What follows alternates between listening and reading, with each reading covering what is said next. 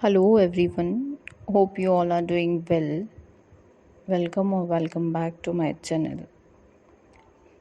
Today we will discuss section 4 of Indian Evidence Act, which contain the expressions may presume, shall presume and conclusive proof.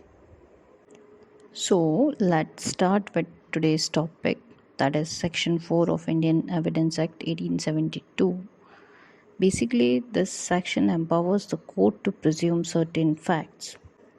Section 4 of Indian Evidence Act deals with three expressions, that is, may presume, shall presume, and conclusive proof. May presume means whenever it is provided by this act that the court may presume a fact, it may either regard such fact as proved unless and until it is disproved, or may call for proof of it. Shall presume means whenever it is directed by this act that the court shall presume a fact, it shall regard such fact as proved unless and until it is disproved. And conclusive proof means when one fact is declared by this act to be conclusive proof of another, the court shall, on proof of the one fact, regard the other as proved and shall not allow evidence to be given for the purpose of disproving it. Let's start to discuss all these expressions in an elaborative manner. Before proceeding further, we need to understand the word presumption first. That what presumption is, and in legal context, how it can be used and it is used. So, a presumption means a rule of law that courts and judges shall draw a particular inference from a particular fact or from a particular evidence unless and until the truth of such inference is disproved. So we can say that a presumption is an inference of a fact drawn from other known or proved facts. It is a rule of law under which courts are authorized to draw a particular inference from a particular fact. Presumptions are devised by use of which the courts are enabled and entitled to pronounce on an issue, notwithstanding that there is no evidence or insufficient evidence. The term presumption is used to designate an inference, affirmative or disaffirmative, of the existence of a fact, the conveniently called the presumed fact, drawn by a judicial tribunal by a process of probable reasoning from some matter of fact, either judicially noticed or admitted or established by legal evidence to the satisfaction of the tribunal. Presumption literally means taking as true without examination or proof. So we can say that presumption may be looked upon as the badge of law, flitting in the daylight but disappearing in the sunshine of the facts. Presumptions are basically of two kinds. The first one is presumption of facts, and the second one is presumption of law. Presumption of facts are those where the court may presume a fact. These are also sometimes called material presumptions. And the second one is relates to presumption of law. This can again be divided into rebuttable presumption of law and irrebuttable presumption of law. See, these are also sometimes called material presumptions. Basically, presumption of fact, sometimes called a material presumption. Instance of such presumptions are found in section 86 to 88, 90 and 114 of the Act. And the second category relates to presumption of law. The instance of such presumption are to be found in section 75 to 85, 89 and 105 of the Act. In the case of irrebuttable presumption of law, one fact is declared to be conclusive proof of another. Instance of irrebuttable presumption of law are found in section 41, 112 and 113 of the Act and section 82 of IPC also. Section 4 of the Act mainly deals with the three expression, or we can say that majorly deal with the three expression. The first one is may presume, the second one is shall presume, and the third one is a conclusive proof. See, whenever it is provided by this Act that the court may presume a fact, it may either regard such fact as proved unless and until it is disproved, or may call for proof of it. It means may presume. Shall presume means whenever it is directed by this Act that the court shall presume a fact, it shall regard such fact as proved unless and until it is disproved. And the conclusive proof means when one fact is declared by this Act to be conclusive proof of another, the court shall, on proof of the one fact, regard the other as proved and shall not allow evidence to be given for the purpose of disproving it. You can search for the case law which I mentioned in the slide regarding each expression so that you can go and read some depth of these expression in the case that how a court is used these kind of terminology and how the case laws are predicted from these terminology and how the advocates are used these words as per their need, as per the case needed. So these are those terminology which can be used by advocates as they want. So these are the terminology we can say that one can use as they want.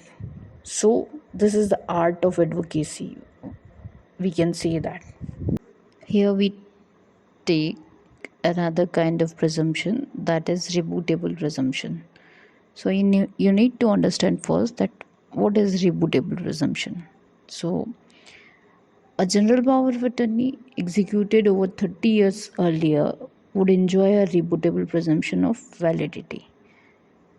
Okay, so we can say that those evidences, those proofs which can be questioned can be termed as rebuttable presumptions, which can, and we can say that those presumptions which have scope of questioning. So these kind of presumptions came under the definition of rebuttable presumption. See, you can read, you can go with that Bengal Tenancy Act 1885, Section 10BB. The Calcutta High Court held that the presumption of correctness of the entries in record of rights has to be made though they don't create or extinguish title, but the presumption can be rebutted by evidence, not merely by contrary statement in a written statement. See, presumption under section 113A of the Evidence Act is rebuttable, and so is the presumption under section 113B also.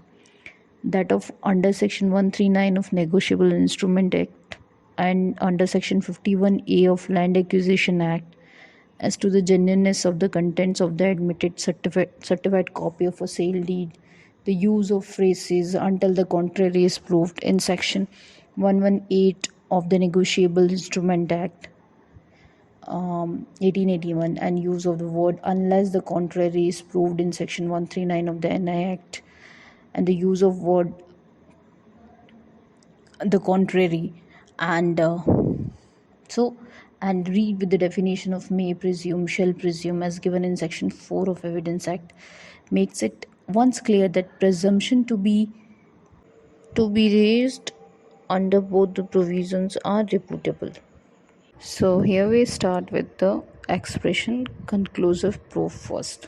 That what conclusive proof means and what exactly its terminology, which is used thoroughly used in law by advocate and by courts also.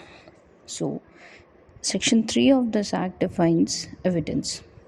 The word conclusive evidence is not defined anywhere, but in this section it is stated when one fact is declared by this act to be conclusive proof of another, the court shall on proof of one fact regard the other as proved and shall not allow evidence to be given for the purpose of disproving it. Thus, we can say that an artificial probative effect is given by the law to certain facts, and no evidence is allowed to be produced with a view to combating that effect. So, these kind of things mainly occur in the case where it is against the policy of government or it is in the interest of society. So if we took some example like marriage certificate under Special Marriage Act 1954 is a conclusive proof of solemnization of the marriage under this act. The certificate issued by the Director General of Food Laboratory is a conclusive proof of facts stated therein, and his examination as a witness is not permissible. Like certificate of purchase issued by Taluka Board in the conclusive proof of assignment to the tenant of the right, title, and interest of the landowners over the holding or the portion thereon to which the assignment relates, which can be discarded only if it is inaccurate or its face or is procured conclusively. So, the declaration made under the Land Acquisition Act under Section 6 is conclusive. So is the order of an authority under Section 6A of the Central Sales Tax 74 of 1956 of all practical purposes. So these are the proofs which came and included in the definition of conclusive proof. You can also search and go with the case law of Somawati versus State, in which Supreme Court held that there is no difference between conclusive proof and conclusive evidence. The aim of the two expression being to give a finality to the establishment of the existence of a fact only. There are some other facts also which are directly connected with the government, but they are not came under the definition of conclusive proof, or we can say that court are not bound to consider those facts as conclusive. Like there's a no compulsive presumption in regard to entry made by public servant in the discharge of his official duty about a fact and issue or relevant fact. Registration of partnership under the Partnership Act 1932 is not conclusive proof of existence of a partnership. The court is not bound to treat the registration endorsement as conclusive proof of execution of a document if circumstances of the execution are suspicious. So there's always scope for everything in law. So here the terminology pop up in the mind first is burden of proof. So we need to understand what is burden of proof. So the burden of proof has been described as whose task it is to establish a fact in the context of Evidence Act. These rules have been set out in chapter 7 of this act. See, the phrase burden of proof is used to describe the duty which lie on one or other of the parties either to establish a case or to establish the facts upon a particular issue. The normal rule is that the burden of proofs lie on the party who alleges a fact. The party can, however, take advantage of presumption which may be available to him or her. The term burden of proof standing alone is somewhat ambiguous. It may refer to the obligation of a party to prove a fact in issue or to the obligation of a party to adduce enough evidence to prove necessary additional facts. So, if you want to go on a deeper manner in this terminology, you can go and search and read chapter 7 of this act. Now we took the expression shall presume. The expression shall presume leave no discretion with the court, and there is a legislative command to it to raise a presumption and regard such fact as proved unless and until it is disproved. So the question of calling upon the parties to formally prove a fact does not arise. The expression shall presume postulate that the court shall regard such fact as proved unless and until it is disproved. However, it is rebuttable presumption and cannot be held to be synonymous with the conclusive proof. So, in the view of meaning of the word shall presume, in the section, the effect of raising presumption under section 10 of AP Land Grabbing Prohibition Act 12 of 1982 would be that unless the alleged land grab disproves that the land has been grabbed by him or her, the special court or tribunal shall regard that the land in question has been grabbed by the alleged land grabber only. The Supreme Court held that in considering the plea of insanity of the accused in a case of homicide, the normal presumption of the innocence of the accused and the burden on the part of the prosecution to prove the guilt beyond reasonable doubt never shifts. But the burden to prove the existence of the circumstances bringing the case with an exception is on the accused only, because the court will presume absence of such circumstances. Under section 105 of this act, read with the definition of shall presume. In section 4, the court shall regard absence of such circumstances as proved unless, after considering the matter before it, it believes that the said circumstances existed or their existence was so probable that a prudent man ought, under the circumstances of a particular case, act upon the supposition that they did exist. In other words, we can say that the accused will have to rebut the presumption that such circumstances did not discharge the burden under section 105, but it may raise a reasonable doubt in the mind of judge as regard as or other of the necessary ingredients of a offense. Like in the case of defamation case based on a defamatory matter published in a newspaper, the Calcutta High Court held that a copy of the newspaper is admissible under section 81 of this act, and the genuineness of the document has to be presumed, and the plea that proof of the contents as per section 61 should be let in cannot be sustained, and that the burden of proof shifts to the accused to disprove it. So, depends on case to case. Now we take another expression which is may presume. So, a court where it may presume a fact has a discretion to presume it as proved or to call for confirmatory evidence of it as the circumstances required. Such a case, the presumption is not a hard and fast presumption incapable of reporting juries at the jure. The expression may presume postulate wherever it is provided by the Evidence Act that the court may presume a fact, it will regard such fact as proved unless and until it is disproved. To me, call for proof of it. So, we can say that the definition of the expression may presume indicates that it is not imperative for the court to draw a presumption, but the court has discretionary power to draw a presumption in the circumstances as enumerated therein. See, when a certified copy of a Khatoni was produced and there was no compliance with the rules as to its issue, it was held that a presumption of genuineness cannot be raised. The court has discretion to call for proof of document even the document satisfy the condition of section 90 of the act.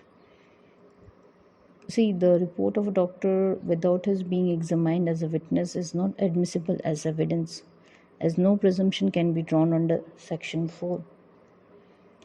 So, like, we can say that mere entry in the revenue records classifying the land as agricultural land without further evidence is not by itself sufficient to decide that the land was being mainly used for agriculture purpose, as no presumption can be drawn in that regard.